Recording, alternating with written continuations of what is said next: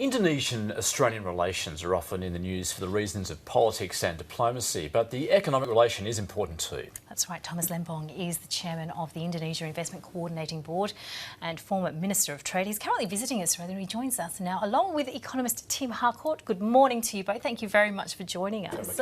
Thomas Lembong, yeah, it's wonderful. And wonderful to also be discussing this because Indonesia, of course, is our very, very near neighbour and a large nation as well, someone that we would hope to build closer relations to. You've been involved. Likewise, it's mutual. Yes, in Thomas Lembong in the Indo-Australia Comprehensive Partnership Agreement, which we're hearing that it may well be some 18 months in the making.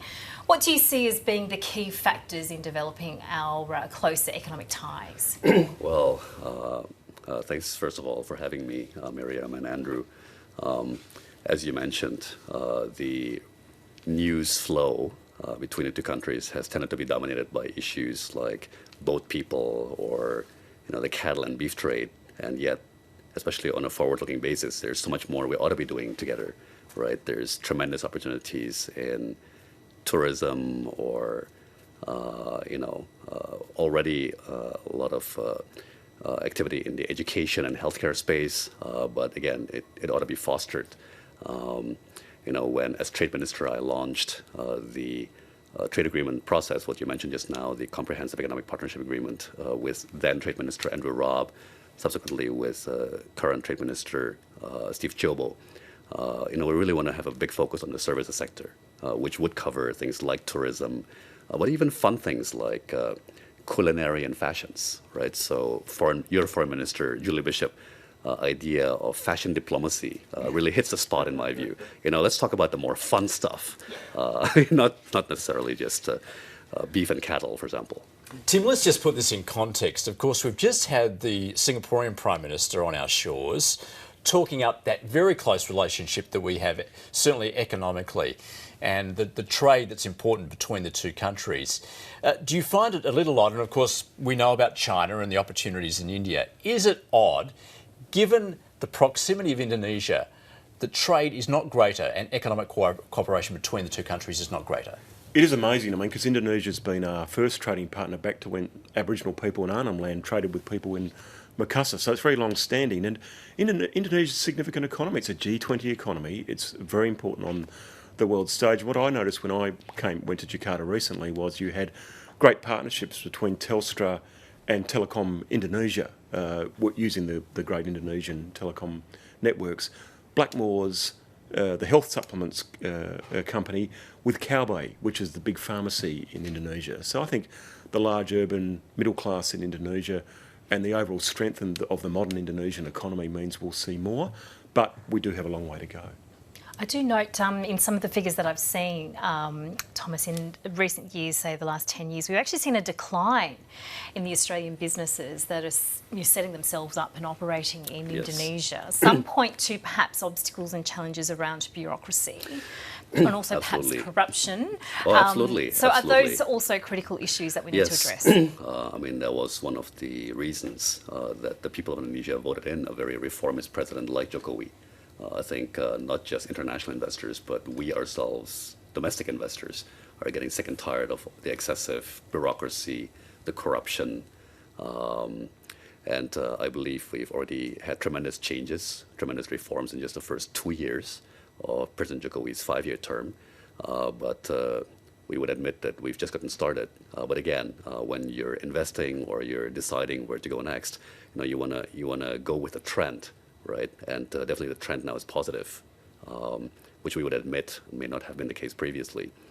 But also there's global factors. Obviously, both Australia and Indonesia for the last, say, 7 or 10 years have been very focused on commodities industries. So a big part of the decline in the value of trade and investment has been the crash in commodities prices, which is why your government and our government are now so focused on new sectors, more the services sector, less commodities. Do you get a sense from Joko Widodo that he is happy to encourage that relationship between Australia and Indonesia, given the history, the recent history too, with the diplomatic differences, that we can get over that and encourage that flow of business? Andrew, I really believe that one of President Jokowi's secret weapons is his humility, right?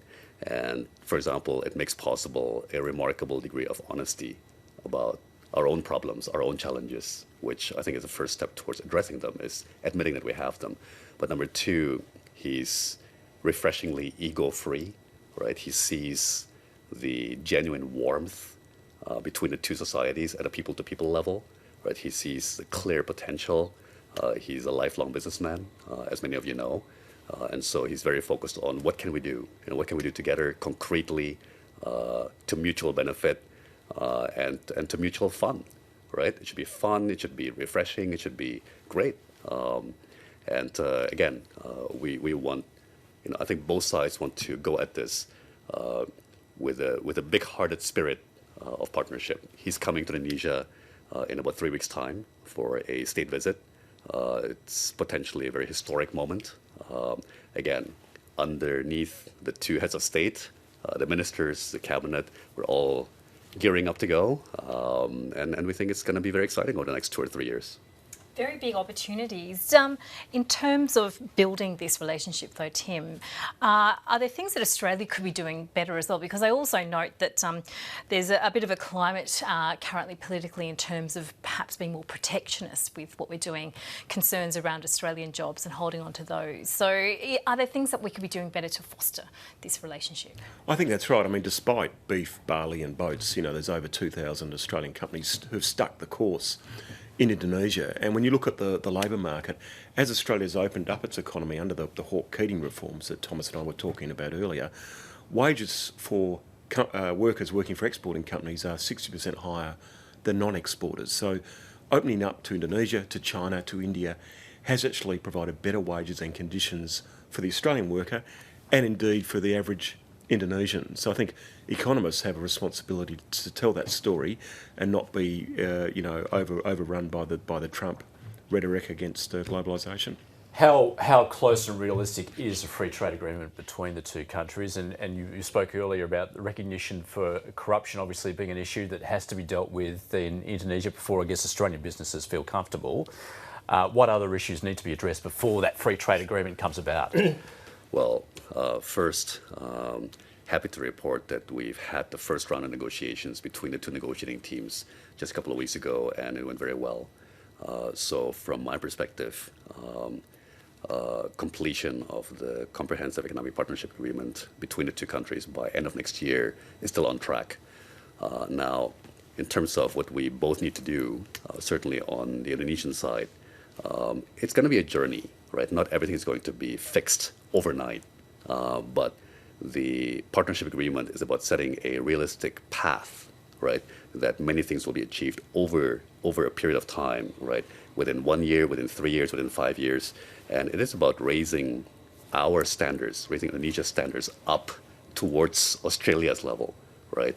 That's what economic development and progress is about. It's about raising our standards, right? We don't want a race to the bottom, cutting corners on worker safety or environmental, quite the opposite. That's why we're very attracted to partnerships with advanced countries such as Australia, European Union. That's obviously a bloc, not a country, but we're excited, and so far so good. Thomas Lembong, it's been a great pleasure to have you on the program. Of course, as always, Tim Harcourt, wonderful to have you join us as well. Thank you both for talking to us on Weekend Breakfast. Thank you for having me.